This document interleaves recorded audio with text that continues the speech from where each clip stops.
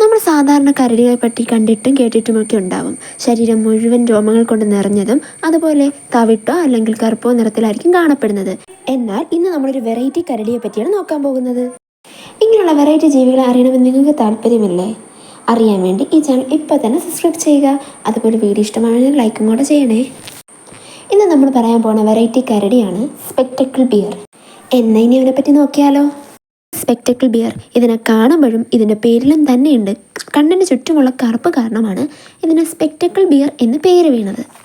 South അമേരിക്കയിൽ മാത്രം കാണപ്പെടുന്ന ഒരേ ഒരു കരടിയിനമാണിത്. പ്രധാനമായും ആൻഡീസ് മലനിരകളിലാണ് ഇവയെ കാണപ്പെടുന്നത്. ഇവ ഓമിനിവോറസ് ആണെങ്കിലും കൂടുതലായി സസ്യഭുക്കുകളാണ്. പഴം, ഇല, വേർ, മുള തുടങ്ങിയവയ്ക്കാണ് ഇവയുടെ ഭക്ഷണം.